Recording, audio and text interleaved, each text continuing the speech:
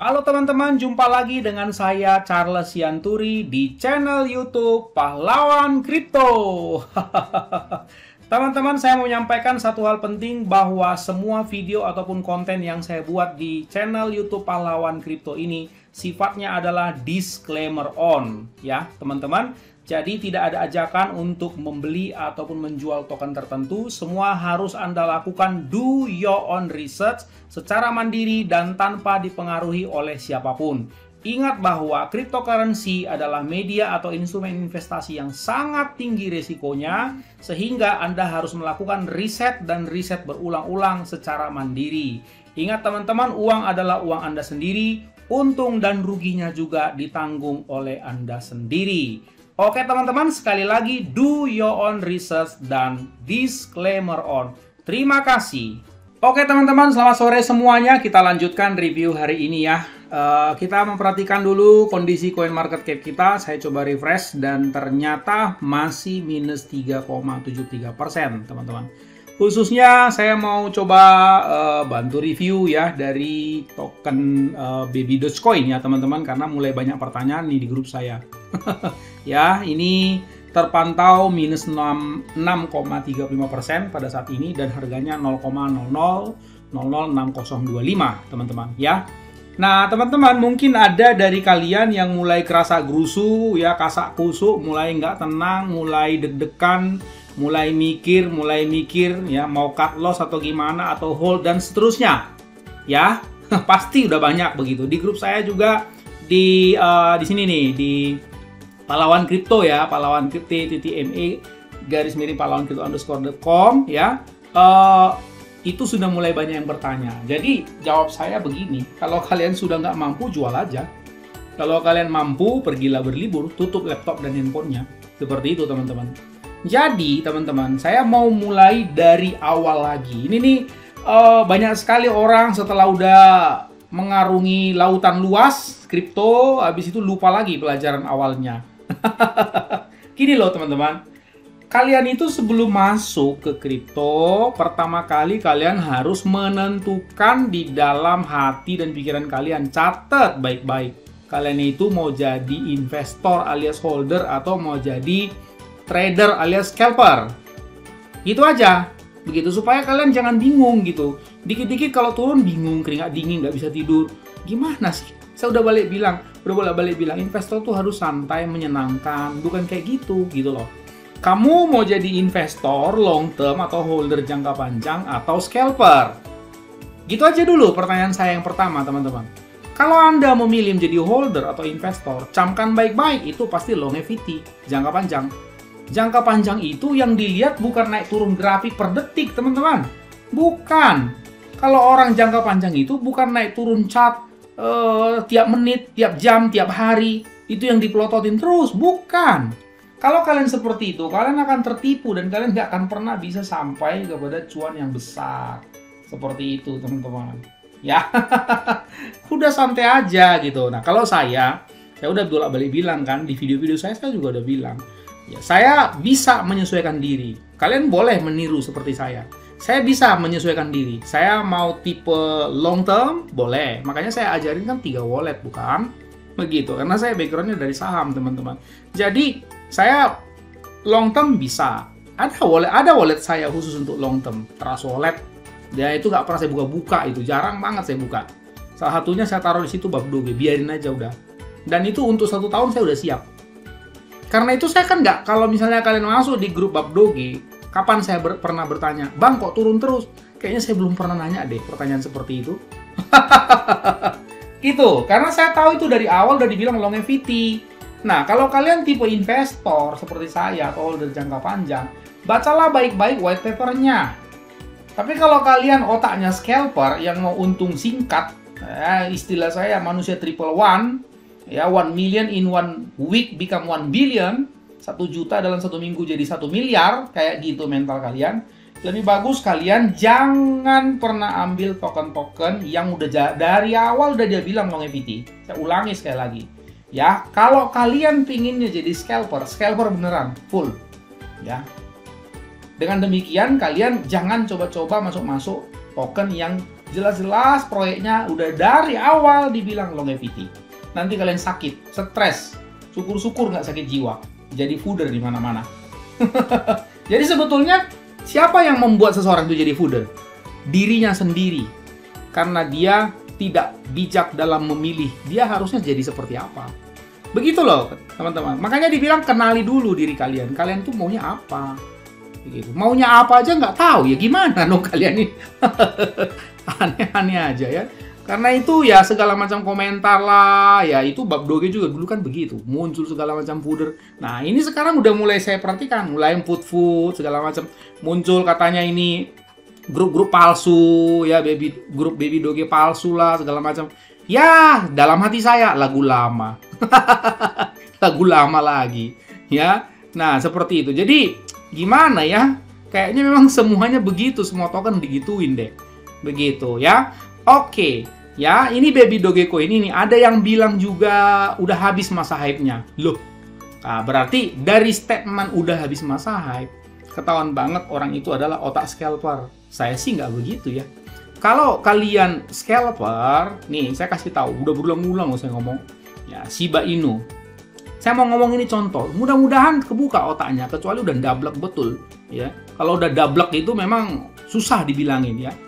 Nah, pada waktu kalian, nih contoh nih, saya kasih contoh. Kalian boleh sebutkan chart apa saja, pasti ada contohnya di dalam. Pada waktu kalian di sini, ini 0,0 berapa nih, pas launching dia tanggal 3 bulan 8, 2 bulan 8. Saya kan udah pernah ngomong kan, bulan 8, tentukan kamu tuh seperti apa. Ya, scalper kah yang pinginnya langsung cuan cepat jadi orang kaya mentalitas simsalabim Aladin, atau kalian investor jangka panjang. Nah, kalau misalnya kalian di sini, coba kalian bayangkan ini, Agustus sampai kapan nih? Sampai bulan 3, sampai Agustus lagi, setahun nggak kemana-mana. Ya paling juga naik-naik dikit. Nah, naik-naik dikit lah, ini nolnya 3, nolnya berapa ini? Ya ada sih 100 kali lipat lah, cuma ini mendatar ya, nggak kelihatan terlalu gimana gitu di chartnya. Tapi ini secara overall, nah inilah dari sini ya, ini nolnya berapa itu? 1, 2, 3, 4, 5, 6 ya tuh. Nah 5. Sampai sini, nah ini kan nggak kemana-mana sebetulnya, nolnya segitu aja. Bisa sampai berbulan, nah inti ceritanya adalah berbulan-bulan bisa nggak kemana-mana. Dan ketika kamu adalah mentalnya scalper, otaknya otak Aladin begitu, pasti kalian stres dan akan ngomong segala macam di sini. Mau dibilang token brengsek lah, mau dibilang token nggak guna lah, token sampah lah, apa, semuanya lah kamu bilangin. Ya semua koleksi hewan dari kebun binatang dibilangin, semua koleksi nama setan dari neraka dibilangin, segala macam lah. Saya udah perhatikan begitu kerjanya fooder, sakit jiwa memang mereka itu, ya. Tapi ketika dia udah mulai naik, itu nggak tahu kenapa foodernya hilang aja di telan bumi. Nggak tahu kenapa, buminya mungkin menganga kali memakan mereka. Tuh, tiba-tiba di sini udah nggak ada lah foodernya. Mungkin ketika di sini fooder muncul lagi, tiba-tiba ke sini hilang, lenyap sudah, nggak tahu kemana foodernya. Nah, ketika udah itu fooder ambil, ya gitulah. Semua token seperti itu.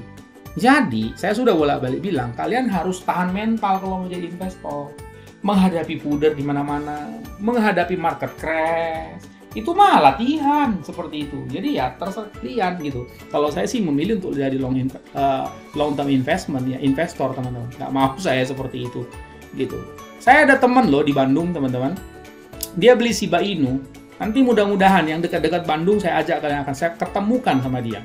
Supaya kalian jangan bilang saya bohong ya. Saya jangan dulu sebut namanya. 25 miliar dia cuan bersih dari Shiba Inu ini. Gara-gara dia hold di sini, dia jual di sini. Nih, dia hold di sini pas masih murah-murah. Dia biarin aja betul, main dia. Wah, happy-happy aja, nggak usah diinget.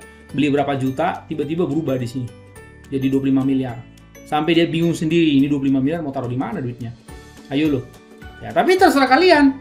Saya heran gitu, udah banyak banget pun dikasih contoh-contoh buat holder Indonesia ini, goyang-goyang aja pendiriannya. Goyang-goyang aja terus. Ya, masa setiap saat mesti dipompa-pompa sih semangatnya? Janganlah. Kalian ini kayak apa aja mesti siram bensin terus gitu loh. Jangan begitu, teman-teman ya. Oke, teguh-teguh aja, karena itu saya udah bolak-balik bilang kan. Jangan kalian dengerin semuanya. Semua YouTube kalian dengerin. Yang negatif-negatif bikin runtuh pertahanan kalian, pendirian kalian. Udah, buang aja. Begitu. Kalian bergabung sama yang positif. Begitu dong. Ya, gimana sih kalian ini? Cari yang energi positif. Jangan energi negatif melulu. Ya, jangan otaknya negatif melulu ya. Nah, ini baca. Ya, ini kan tanggal 26 begitu. Baby Doge mencopot ETH sekali lagi untuk menjadikan koin yang paling banyak diperdagangkan. Kalian perhatikan nggak? Di mana-mana dia selalu menjadi trending. Ya. Terus kemudian developernya juga kan bekerja, bukan? Bekerja kan developernya seperti itu. Jadi sama seperti Shiba Inu. Shiba Inu kan juga developernya bekerja. Kalian lihat kan? Sama seperti Buff Doge. Hampir sama lah. Bertiga ini kan developernya nggak banyak bicara, diam-diam aja. Tapi pekerjaan mereka kan kalian bisa lihat, bukan? Jadi terlalu dini lah kalau ada orang bilang hype-nya udah habis. Seolah-olah, ya kalau bagi saya, sorry ya. Bagi saya kalau di grup saya statement seperti itu smooth food pasti dikeluarin dari grup saya. Saya jamin itu. Begitu.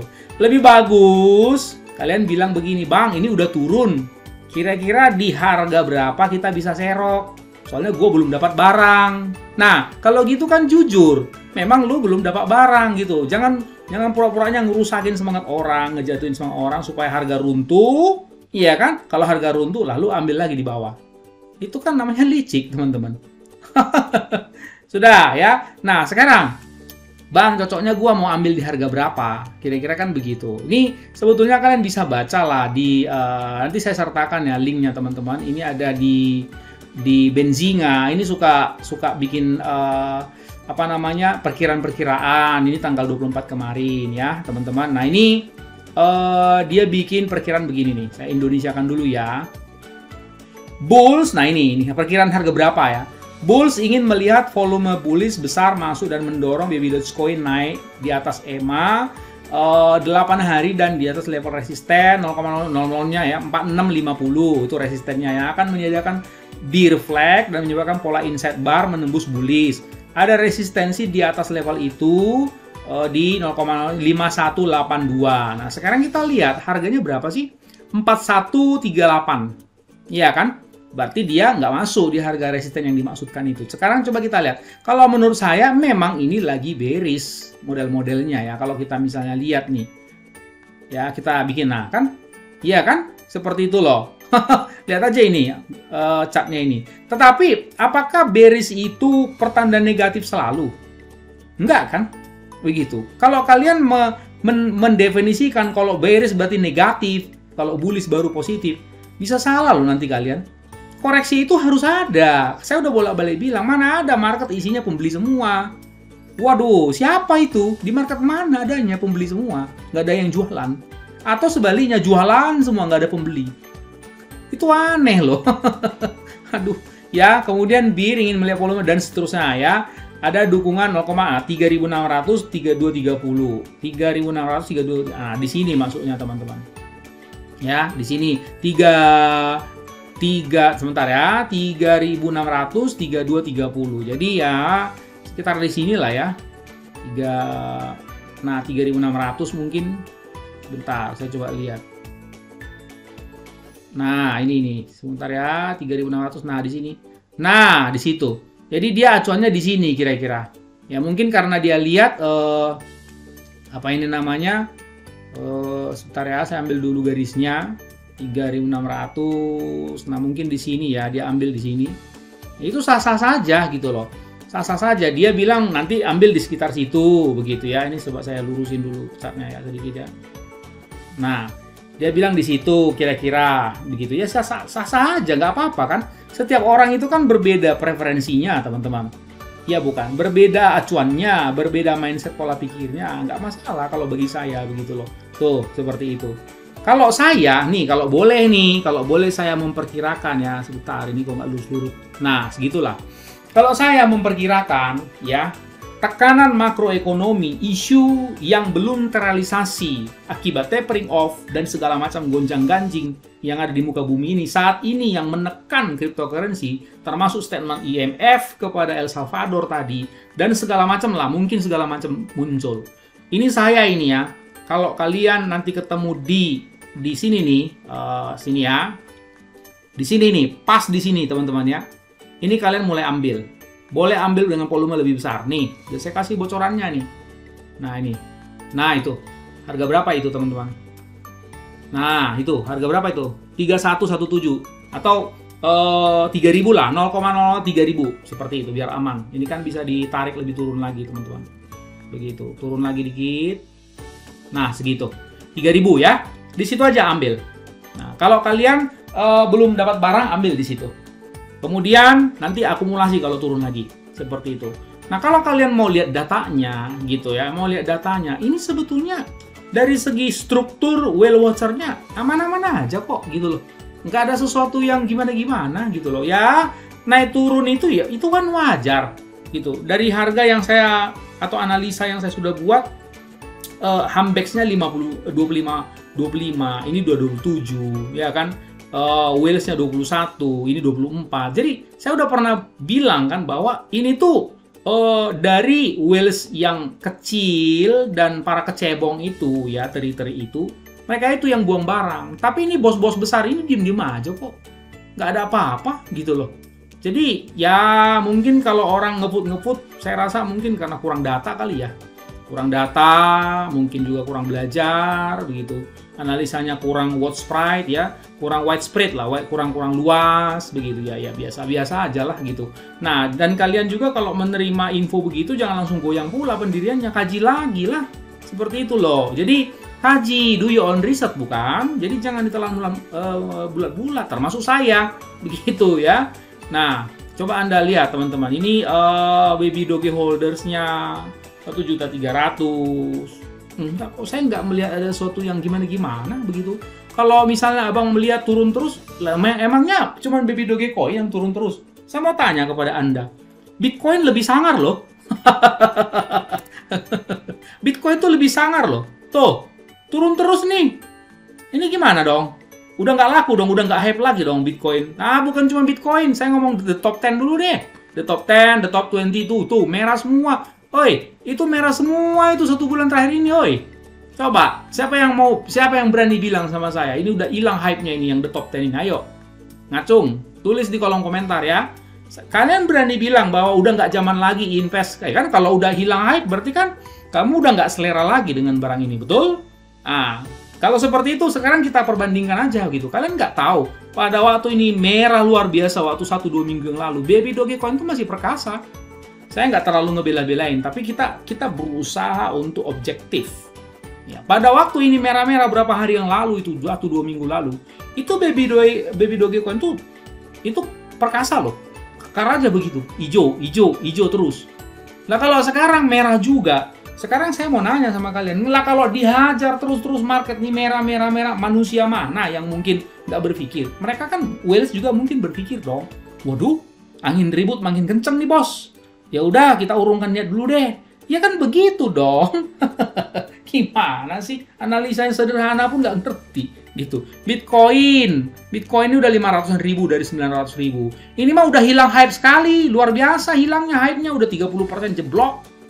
Dari 900 juta 900.000 lah. 900 juta maksud saya.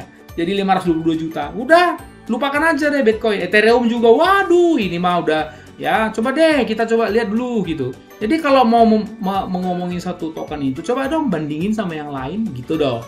Coba bandingin sama yang lain. Kira-kira gitu nggak? Gitu. Ada nggak yang lebih parah dari itu? Yang ini aneh-aneh aja ya. Oke, kita lihat ya ini Ethereum. Kamu lihat nih ya, Anda lihat. Jadi aduh, jangan karena dia token meme ya, token memes teman-teman. Kita tuh cenderung kadang pandang enteng ya. Aduh ampun deh. Itu Shiba Inu atau Dogecoin itu juga dulu begitu. Ya teman saya beli itu masih di harga berapa ya? Masih di harga 100 atau 200 gitu. Tiba-tiba terbang sampai 10.000, memang jadi kaya mendadak dia. Tapi ya nggak dipelototin juga kali setiap hari begitu ya teman-teman. Oke, nanti kalian lihat deh. Terlalu panjang untuk diceritakan. Bukan hanya baby doggy, semua token punya kronologis sejarahnya teman-teman. Iya loh. Lah kalau kalian itu si Bitcoin aja juga dulu begitu kan. Harga sampah nggak ada gunanya itu. 10 tahun yang lalu lah ya. 10 tahun yang lalu atau 8 tahun yang lalu nggak ada yang ngelirik gitu loh. biasa-biasa aja. Sama lah, semua token juga begitu. Nah, tapi kan kalian nanti sekarang baru ngeliat. Jadi ibaratnya kalian ngeliat pohon, kalian itu ngeliatnya itu di atas permukaan tanah. Buah-buahnya yang udah lebat, rindang, dan menarik warnanya, warna merah. Kayak gitu. Tapi kan kalian nggak pernah tahu bahwa bagaimana dia akarnya ke dalam itu.